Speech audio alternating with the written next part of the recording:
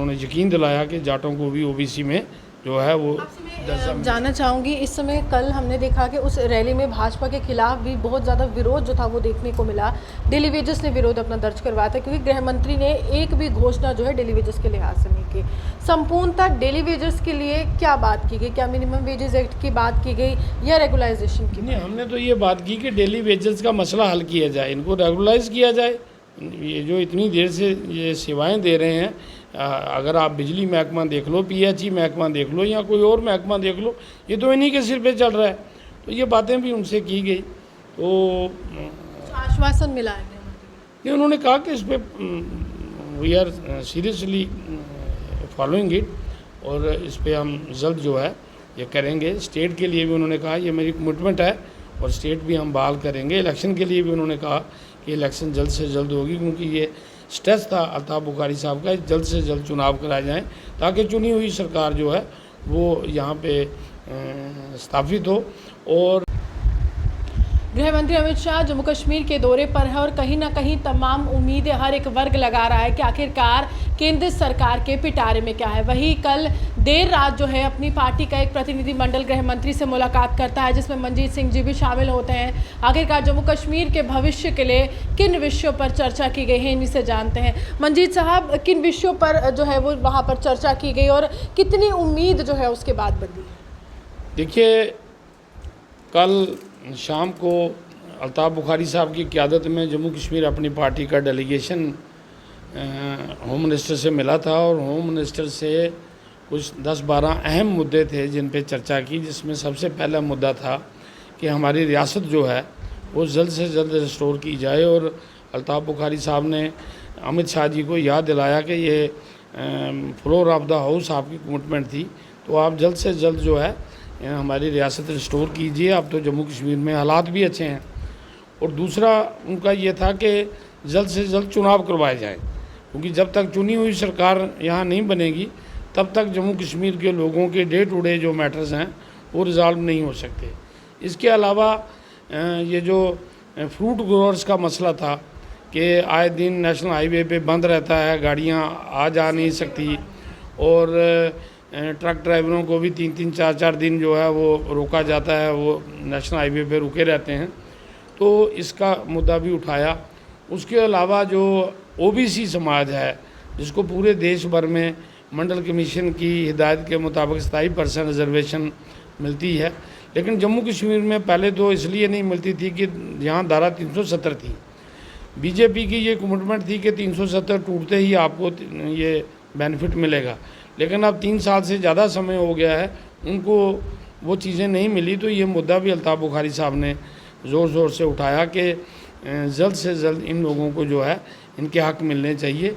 और इसके अलावा ये बात भी की कि ओबीसी में जाट समुदाय को इंक्लूड किया जाए, जो बड़ी दरीना डिमांड है, क्योंकि जाट कम्युनिटी 3 बार उजड़ी है, 47 में, 65 में और 71 में, और आज भी बॉर्डर पे, इंटरनेशनल बॉर्डर पे बैठे हुए हैं, ALC पे बैठे हुए हैं।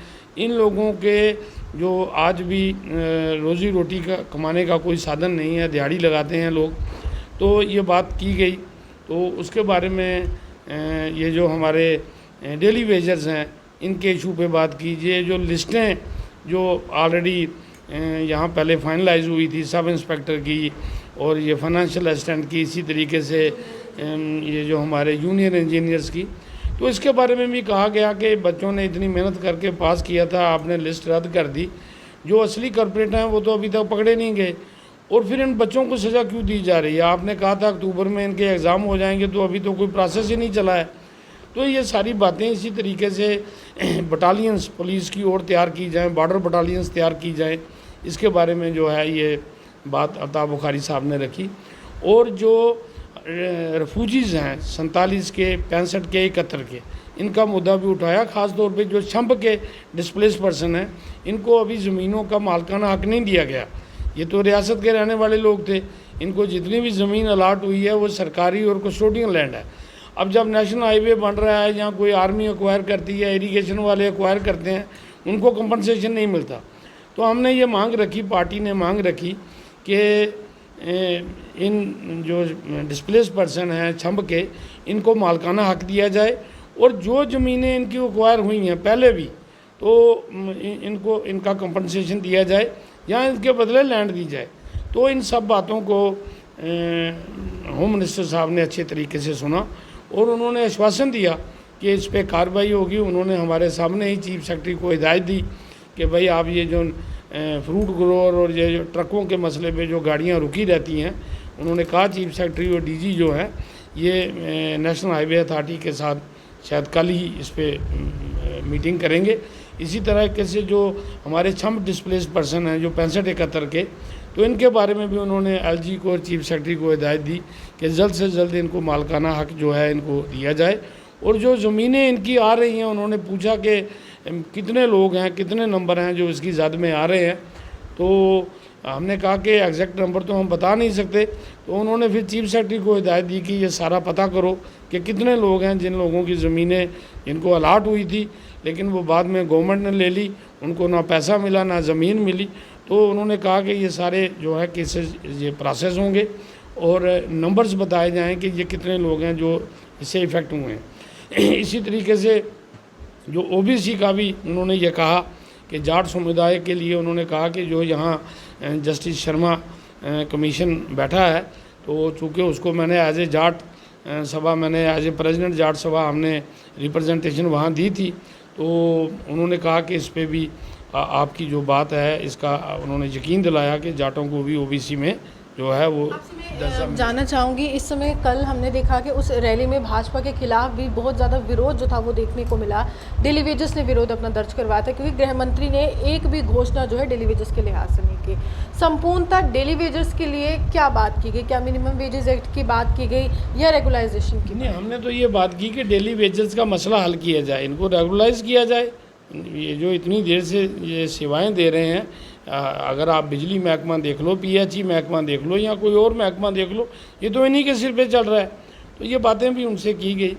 तो आश्वासन मिला है ये उन्होंने कहा कि इस पर we are seriously following it और इस पर हम जल्द जो है ये करेंगे। स्टेट के लिए भी उन्होंने कहा ये मेरी कमिटमेंट है और स्टेट भी हम बहाल करेंगे। इलेक्शन के लिए भी उन्होंने कहा कि इलेक्शन जल्द से जल्द होगी, क्योंकि ये स्ट्रेस था अल्ताफ बुखारी साहब का, जल्द से जल्द चुनाव कराए जाएं ताकि चुनी हुई सरकार जो है वो यहाँ पे स्थापित हो और फिर जो लोगों के डे टू डे इश्यूज़ हैं उनका निवारण हो सके। क्योंकि ये जो एलजी रूल में तो एडमिनिस्ट्रेशन और लोगों में दूरियां बढ़ रही हैं, इसलिए जल्द से जल्द यहाँ चुनाव कराने की ज़रूरत है।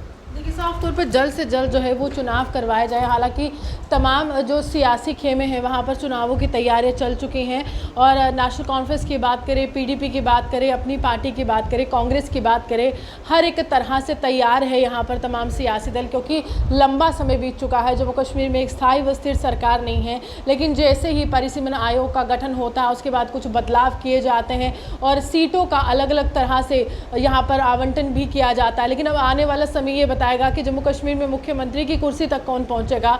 फिलहाल जम्मू कश्मीर का एक ऐसा प्रतिनिधि मंडल जो एक राजनीतिक दल से भी पूरी तरह से ताल्लुक है उनका, और वो जो है गृह मंत्री तक पहुंचे हैं जम्मू कश्मीर के आम लोगों की समस्याओं को लेकर। गृह मंत्री इन समस्याओं को कैसे निवारण करते हैं ये देखना दिलचस्प होगा और कितना समय उन तमाम बातों के लिए लगाया जाता है जिन बातों का जिक्र अपनी पार्टी ने एक प्रतिनिधि मंडल के तौर पर गृह मंत्री के समक्ष किया है। आप भी हमारे साथ बने रहिए, देखते हैं रिपोर्ट सुमित चौहान की।